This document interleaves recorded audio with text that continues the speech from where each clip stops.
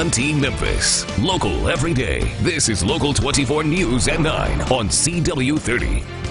Tonight, we are following two deadly mass shootings across the U.S. that happened within 13 hours of one another. Earlier today, investigators released new details into this weekend's violent attacks that killed nearly 30 people. Good evening, I'm Annette Pegler.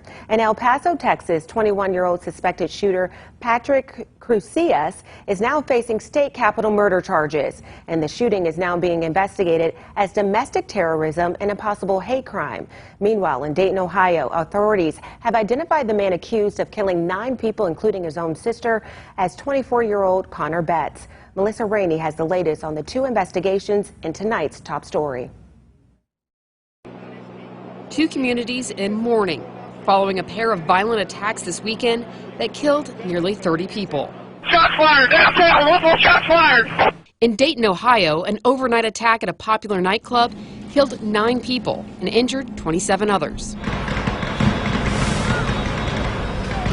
People just started running. They started pushing us out the back door into the alley out the back. The mayor says authorities responded quickly and killed the 24-year-old gunman less than a minute after he began firing. He had additional magazines and he was wearing body armor. 13 hours earlier and 1,600 miles away in El Paso, a community already reeling with a tragedy of their own. A 21-year-old suspect gunned down shoppers at a Walmart, killing 20 and injuring more than 24 others. The injuries that we saw here were very significant injuries. Authorities are looking into a racist and anti-immigrant document posted online that's believed to be written by the shooter. Prosecutors say the massacre is being treated as domestic terrorism. The state charge is capital murder, and so he is eligible for the death penalty. We will seek the death penalty. I'm Melissa Rainey reporting. In light of these mass shootings, Memphis police are increasing security across the city. MPD Director Mike Rawlings announced yesterday that the department was stepping up patrols at Mid-South Walmarts, shopping centers, and malls in response to the South Haven Walmart shooting and the El Paso shooting yesterday. An MPD spokesperson told Local 24 News that more officers will continue to be on Beale Street for busier nights like Wednesday and Saturday, but that police presence on downtown on Beale Street is already significant enough. Residents say an increased presence is a natural response for law enforcement. I understand the sentiment that these shootings occur or these violent acts occur and that the first response is to put more authority behind it. That beefing up security actually adds to the unease. Memphis police will also go through more active shooter training drills, including the most recent recruiting class. Since Monday, there have been 4 mass shootings across the nation. On Monday, 3 people, including a 6-year-old and a 13-year-old, were killed at the Gilroy Garlic Festival in California. 2 managers were killed and an officer was injured at the South Haven Walmart on Tuesday. 20 people were killed inside of a Walmart shopping center in El Paso, Texas yesterday, and at least 9 people were killed in a Dayton, Ohio nightlife district early this morning. West Memphis Police is also increasing its patrols across the city in light of these recent shootings. In a tweet, the department said there will be increased patrols at churches, shopping centers, and restaurants. A reported road rage incident ended in hazmat crews arriving to a busy parking lot in Lakeland. Local 24 News reporter Rebecca Butcher joins us live in the studio. It's all new at 9. Rebecca, what can you tell us? Oh, well, good evening, Annette. We know that things got heated on Interstate 40 between 2 drivers, leading officials to a Sprouts Farmers Market parking lot. Deputies detained 1 person and what was inside their car contained ingredients to possibly make methamphetamine.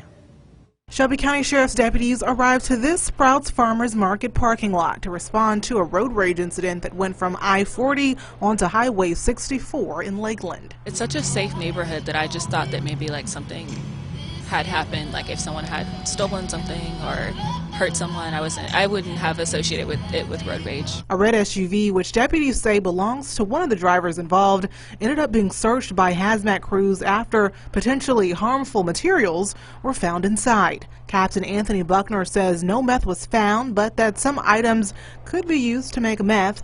Authorities say the incident started after one driver cut off the other vehicle. People who live near the scene say dangerous drivers on the road is a growing trend. These people, they just don't think what they're doing, they just act. I think people need to meditate more so that you keep your emotions in check. Everybody's speeding too much. Everybody's too worried about somebody cutting them off, so they'll ride somebody's bumper. And right now, the Shelby County Sheriff's Office has not named the person who was detained. We will continue to follow this story and, of course, update you as this investigation continues to unfold. In the studio tonight, I'm Rebecca Butcher, Local 24 News. Rebecca, thank you. Tonight, Memphis police are on the hunt for a gunman who opened fire on Interstate 40 last night, injuring a driver. According to officers, it happened at I-40 eastbound on the northbound Appling ramp. The victim told police they cut off the suspect and was shot while getting onto the northbound ramp. The victim is expected to be okay. Police are looking for a newer model white Dodge Charger with LED lights and tinted windows. If you see this car, call Crime Stoppers at 528-CASH. This is at least the 33rd interstate shooting so far this year. Law enforcement have been on the roads day and night to prevent this from happening after initiating Operation Grizzly Bear last month. New tonight, one man is dead and 3 others are injured after an early morning shooting. Memphis police say it happened around 1 this morning on East Shelby Drive near Hodge Road in Whitehaven. Officers found 3 men with gunshot wounds in the parking lot. 1 man died at the scene and 2 others were taken to the hospital in critical condition. A 4th victim was found later, but he is expected to be okay. Right now, Memphis police haven't identified the victims or described a suspect. Call Crime Stoppers at 528-CASH if you can help them solve this case.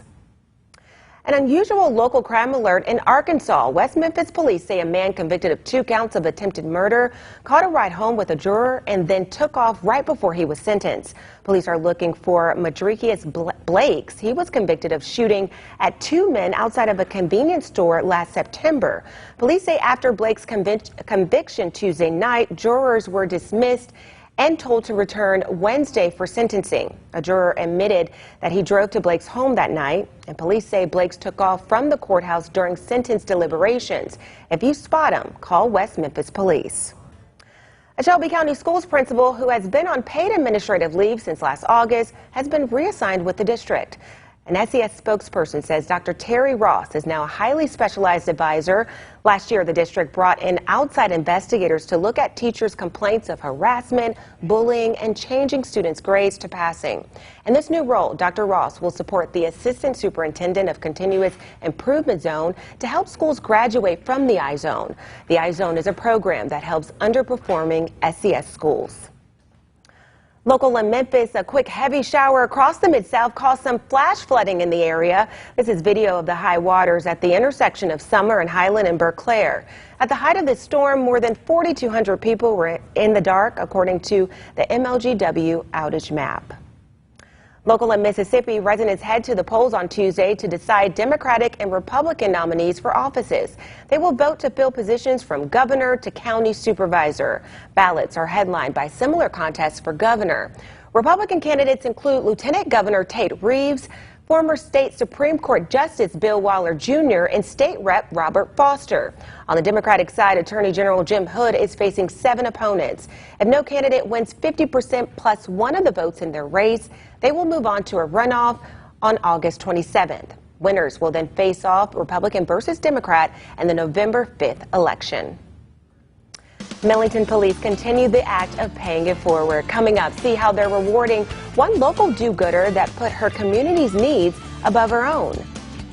And after the break, a warning about a home security scam that left an Arkansas woman out of hundreds of dollars. Her story tonight. But right now, Ed Eccles joins us with a quick check of the weather. Hi there, Ed. Hey there, Annette. Hey, folks, this is a look at what's left of those decaying storms we had up there early on today. Now, we got a little bit still around Tipton County, around Covington there, stretching all the way back to North Mississippi here around Corinth and Alcorn County. These storms are starting to fall apart. We'll lose the influence of those storms, so get ready for Monday. Sunshine's coming back on Monday. We'll have the 90s all week. Increased humidity with that. Tomorrow will be hot and humid but dry, but a chance of rain just about every day Tuesday through the rest of the 7-day period. We'll talk about that coming up after the break.